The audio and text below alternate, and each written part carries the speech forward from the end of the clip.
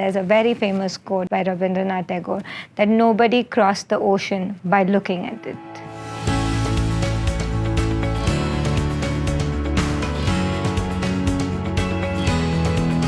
Hi, I'm Prerna Jhunjhunwala, CEO and founder of Creative Galileo. My father was a self-made man. He was a very small-time jute trader, and he started his journey from there. What was interesting about my upbringing is that I saw that journey with my father. We did not have holidays, we did not have free time, we did not get any holidays to go different places or enjoy ourselves or go to parties. So I was 5 since I was spending that kind of time inside a factory. When we were inside the office, he used to make us sit on his table and say that these are the SLPs, go and read it. I was 8 when I was trying to read those SLPs. I think I was 12 years old when first time my father put me in front of a union meeting with 3,000 workers. And by the time I was going to college, because he had exposed us so much to accounts, to law, to managing factories, I had already a system built in myself that I kind of understood what helps run a business nicely. What shaped my aspirations was looking at how one man can impact millions of lives, millions of families. And if you look at any of the famous people in the world, right, nobody remembers what kind of money you made. People remember people who have left an impact on this world. And that reason of building something that can leave a lasting impact, that can outlast me, is what shaped my aspirational entrepreneurial journey. I am a mix of somebody who is very passionate and has the ability to persevere. And I think I continue that in my work journey as well.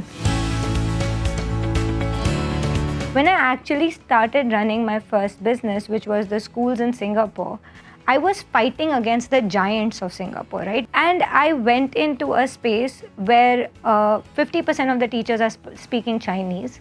I didn't even speak Chinese. And I was able to scale that business and get a pretty successful 35x exit on a bootstrapped company. So all that learning that I had in the beginning, those experiences helped me to understand that what a real legacy can look like. And then it was just a journey of creating that impact in this world with all the foundations that I had built from my childhood. When you're running a business, hurdle is a part and parcel of your life. But the point is taking that chaos and making an opportunity out of it. And when you're able to make that opportunity out of that chaos, that's when you are called an entrepreneur. Right? So my biggest opportunity that came my way was actually Creative Galileo, because I was running schools, a very successful chain of schools at that, which was EBITDA positive, and then COVID hit. And the constant question I kept asking myself that children are not coming to school. Am I giving that same kind of value back to these parents? So that's when I decided that we should build interactive activities so that children at home can make learning happen, but in a fun way, where they're not dependent on just the 30 minutes that they get with a teacher. They can learn anytime, anywhere. And with the pandemic was the first test of the Creative Galileo app in my own schools. And rest is history, because I actually exited the school to pursue Creative Galileo, which is now with 11 million users and 1 million monthly active users on the platform. The journey was simple. Like, I was running schools. I saw firsthand the impact of how interactive learning can advance the learning in children in schools. And then when I looked at what was happening in India, we were still learning the same ways our grandparents were taught. There was no big evolution happening in education. And that is where the motivation began, that I need to build or I need to create impact and at least help children with their foundational learning. For me, giving access to education to drive that impact and to prepare children for a world which is going to happen in the next 30 years is why I wanted to be in the edtech industry. You know, when people are down and out, the world is such, it'll beat you down some more. But that perseverance and confidence you need to have in your heart that when the world is beating you, you stand up and rise again. And that can only happen if you have that internal confidence and faith. So naysayers pe to attention only I don't give. Jo bolna hai bolo, I don't care. In this journey, it is very important to not look at naysayers, but look at people who have given you that incredible support that no matter what, tum to kar hi logi. One of the greatest support in this journey definitely has been my family, my parents, but also the willpower that they gave to me, that I'm not just a daughter or a wife or a mother. I am more than that. So every single day, small actions inspires me. My mother feeding me inspires me to be a better mother to my kid. My father working at 67, 18 hours a day inspires me because I want to work like that.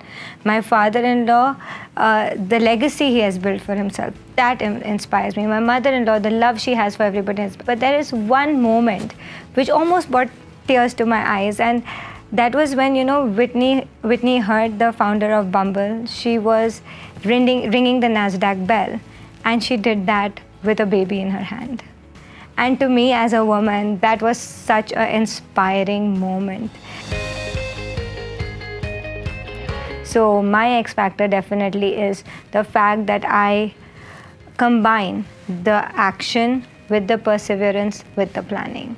So I think that works well for me. I constantly feel like I need to outperform. That expectation might come from society, it might come from your investors, it might come from your child, it might come from your colleague, it might come from your co-founder. So that pressure is something that I do take upon myself a lot, which is what also drives me. Like, I have to be best, right?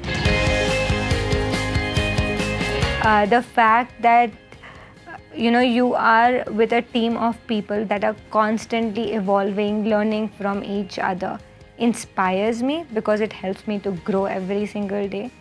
Meeting with people who are better than me inspires me because I want to reach that level. So a lot of things makes me very happy at work. There's no one thing. Working is like a combination of a lot of happy things that happen together. When I used to hear Vani talk, it used to inspire me, right?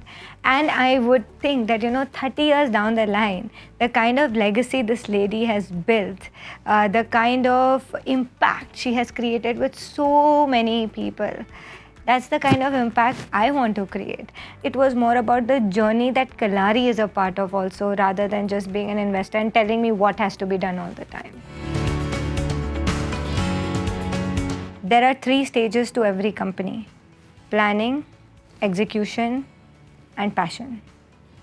And if you can deliver 150% on each of them, then you will excel. Define yourself, because that's the only thing that will make you persevere, give you the ability to work hard, and will give you the ability to excel. Always define yourself.